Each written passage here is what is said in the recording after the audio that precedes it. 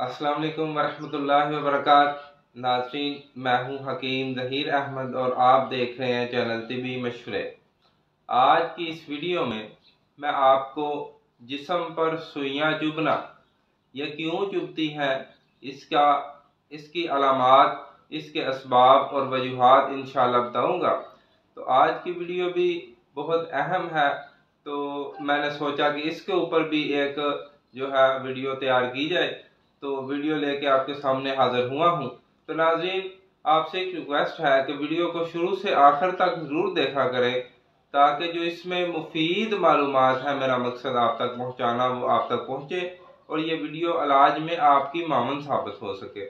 और इसके साथ साथ जिन भाइयों ने अभी तक हमारे चैनल को सब्सक्राइब नहीं किया, काइंडली वो हमारे चैनल को भी सब्सक्राइब कर लें, ताकि नई वीडियोस के नोटिफिकेशन उन तक पहुंचते रहें और वो भी इनसे, हमारी वीडियोस से मुस्तफ़ीद होते रहें।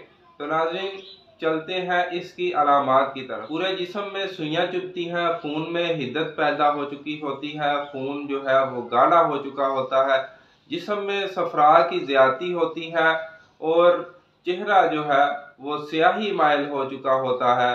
पूरे बदन में जो है वो उजलाती जो है अलामात पाई जाती हैं, पेशाब जो है वो भी सुर्खी माइल होता है, खुश्की की अलामात पाई जाती हैं सारे जिस्म में। तो इसकी ज़ुबान अगर देखी जाए तो ज़ुबान भी जो है वो सुरख ही होती है।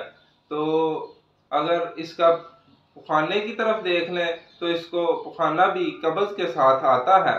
तो ये है नाज़रीन इसकी अलामात। अब चलते हैं इसके असबाब व वजूहात की तरफ, किन असबाब और वजूहात की वजह से ये होता है। तो नाज़रीन, आपको याद रखना चाहिए कि जिस्म में जो है खुश्की किस वजह से होती है। तो इसका सबसे बड़ी वजह यह है कि जिस्म में सफरा जिस्म में सोदा है, सोदा वो बढ़ जाता है। तो सोदा के बढ़ने की वजह से खून गाढ़ा हो जाता है। तो जब भी कोई मेहनत या मुशक्क़त वाला काम किया जाए तो दिल जो है वो तेज़ी से धड़कना शुरू हो जाता है। तो अगर दिल तेज़ी से धड़के तो जाहिर बात है कि खून जो है उसको भी तेज़ी से पंप करता है।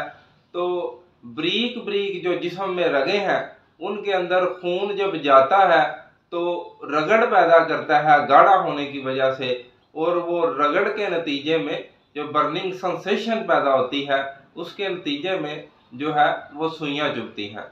तो ये है इसकी बैकग्राउंड साइकी। तो तीखा मिर्च मसाला खाने से खून गाढ़ा होता है, आलू वाली चीज़ें खाने से, आलू वाली सब्जियां खाने से, आलू मटर, आलू गोभी, आलू बैंगन, कड़ी पकौड़े, इस तरह की चटपटी अशिया जो है और खुशक अशिया जो है वो इस्तेमाल करने से ये मसला पैदा हो जाता है। तो नाज़रीन, आपने इसका इलाज कैसे करना है? इलाज भी इसका बहुत ही आसान है और आम घरेलू इंशाल्लाह टोटका आपको बताऊंगा, तो इससे ही आप इसका इलाज कर सकेंगे। तो सबसे पहले आपने करना क्या है, इसकी खुशक और बादी अशिया जो है और गर्म अशिया वो तमाम खाने जो हैं वो बंद कर देने हैं।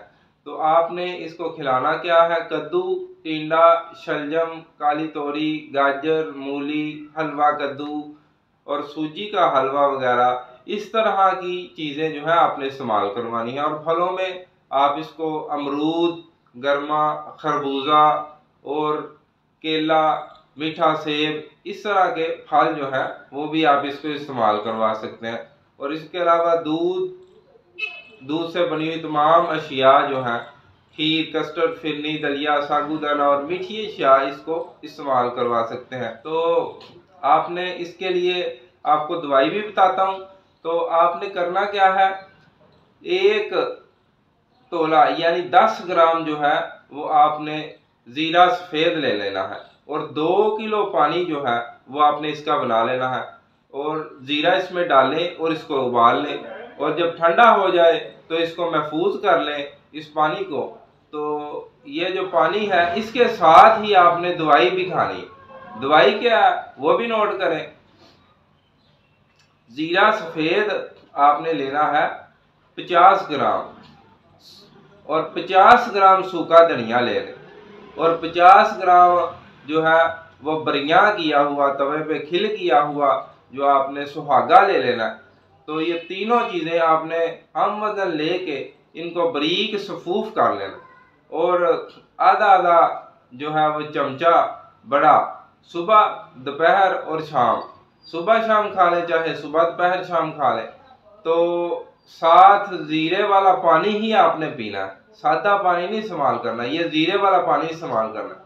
तो इंशाअल्लाह 2-4 दिनों के अंदर ही जो है वो खून से गाढ़ापन ख़त्म हो जाएगा, खून की हिद्दत जो है वो ख़त्म हो जाएगी। तो जो उजलाती तहरीक थी इंशाअल्लाह वो भी बहुत जल्द ठीक हो जाएगी इससे, अल्लाह के फजल से, अल्लाह की रहमत से। तो आप भाई से रिक्वेस्ट है कि हमारी वीडियो को ज़्यादा से ज़्यादा शेयर किया करें ताकि दूसरे लोग भी इससे मुस्तफ़ीद हो सके। तो इंशाअल्लाह नेक्स्ट वीडियो में एक नए टॉपिक के साथ फिर आपके सामने हाजिर होंगे। तब तक के लिए हकीम ज़हीर अहमद को दीजिए इजाज़त। अपना ख्याल रखिएगा। अस्सलामु अलैकुम वरहमतुल्लाहि वबरकातुहू।